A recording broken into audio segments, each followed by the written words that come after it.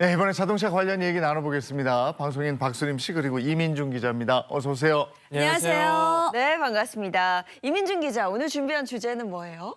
네, 최근 이 전 세계가 이 나라의 자동차 시장의 잠재력에 대해서 주목하고 있다고 합니다. 이 나라 제가 좀 힌트를 드리면 이 동남아의 한 나라고 그 여름 대표 휴양지로 유명합니다. 어디신 거예요? 휴양지. 필리핀 세부 뭐 이런 데. 아, 좋죠. 아니면 뭐 태국 푸켓, 네. 보라카이 뭐 이렇게 떠오르는데요. 근데 지금 방송 보시는 분들도 에이 베트남은 아닐 거야 진짜 왜냐면 그 오토바이 많아 자동차 별로 없어 생각하시겠지만 정답은 베트남 맞죠? 맞습니다. 바로 네. 정답입니다. 바로 베트남인데요. 지난해 경제 성장률 8%를 기록을 하고 인구 1억 명의 거대 시장으로서 또 중국을 대신하는 이 글로벌 생산 기지로 주목을 받고 있습니다.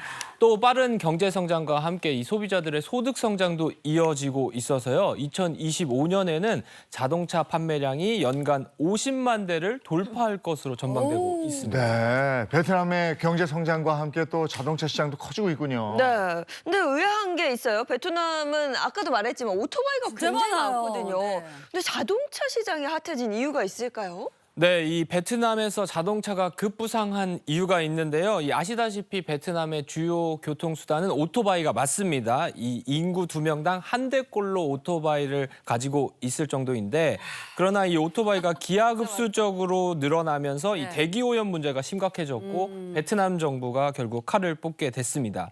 오토바이 운행 제한 정책과 함께 전기차 지원 정책을 시작한 건데 2050년까지 베트남 내 모든 차량을 전기차 또는 친환경 에너지 자동차로 대체하겠다는 계획을 발표했습니다. 그러면서 이 베트남 자동차 시장의 잠재력이 더 커지게 된 겁니다. 네, 그래서 글로벌 자동차 업계가 베트남을 주목하게 된 거고요. 정말 그렇겠네요. 네. 자동차를 가진 사람이 적다는 건 그만큼 구매할 사람이 많다는 뜻이기도 그렇죠. 하잖아요. 자 이런 시장 가능성을 미리 포착한 글로벌 자동차 업체들이 가만히 있었겠습니까? 베트남 왕자를 차지하기 위해서 빠르게 재빠르게 이렇게 투자를 이어왔습니다.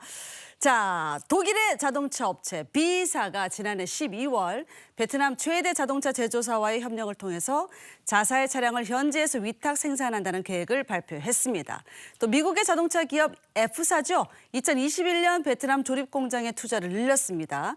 연간 자동차 생산량을 14,000대에서 4만 대 규모로 확대하기도 했습니다. 네, 이렇게 세계적인 기업이 달려들었다면 국내 자동차 업계에도 뭔가 대응을 했을 것 같은데요. 그렇습니다. 이 국내 자동차 업계 중에서는 K사가 가장 발빠르게 움직였습니다. 2004년부터요.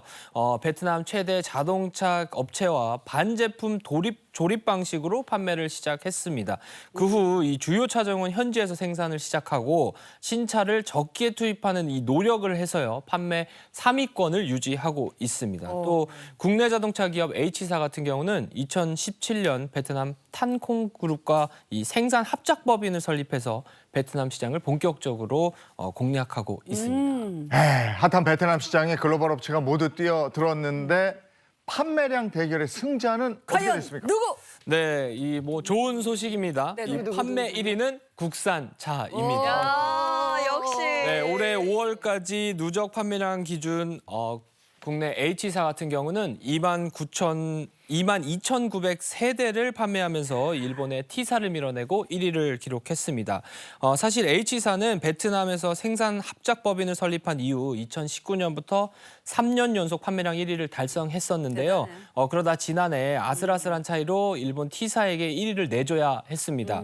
하지만 지난해 11월 이 합작법인의 두 번째 공장이 준공하면서 네. 베트남 내 생산 능력이 이 10만 7천 대로 늘어나게 됐고요. 그 결과 1위를 다시 찾아오게 된 겁니다. 네. 스포츠 경기 중에서 제일 우리나라 사람들이 다 재밌게 보는 거, 다 흥분하는 거. 그렇죠. 한일전. 한일전이죠. 근데 이 자동차 여기서도 한일전이 일어나고 있었네요. 네, 한일전은 네. 뭐 무조건 이겨야죠.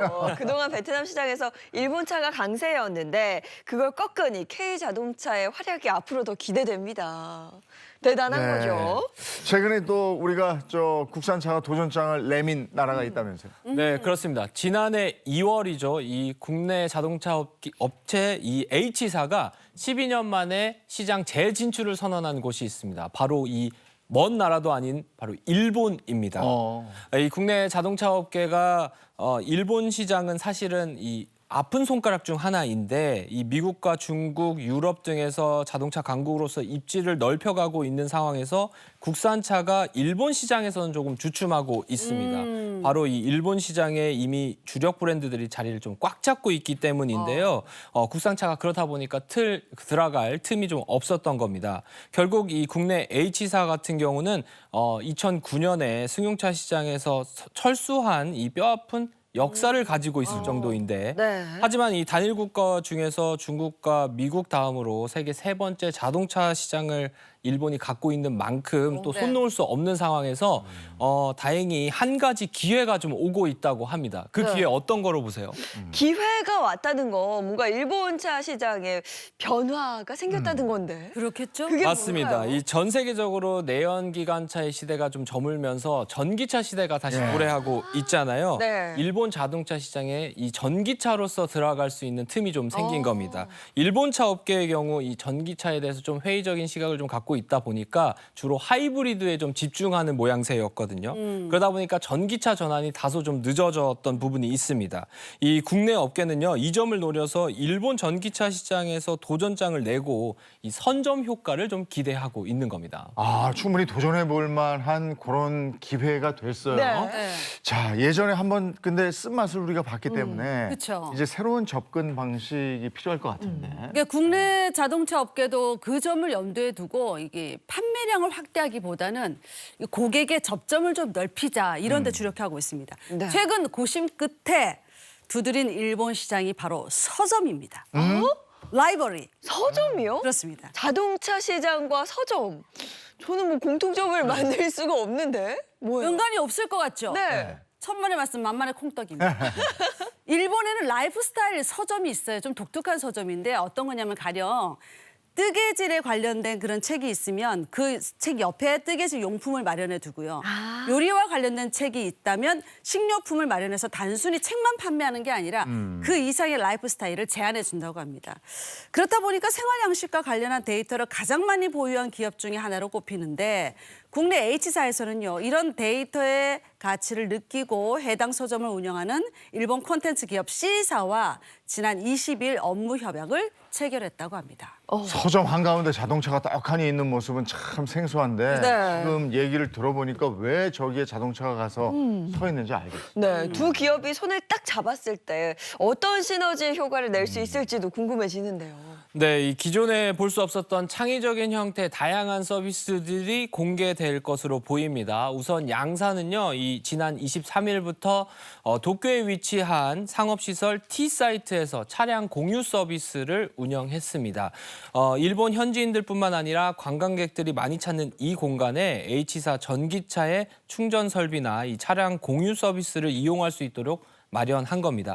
H사가 요코하마나 오키나와 등의 지역에서 자체적으로 운영해오던 서비스였는데 이번에 도쿄 지역에서 양사 합작으로 선보인 이후 더 탄력을 받을 것으로 보입니다.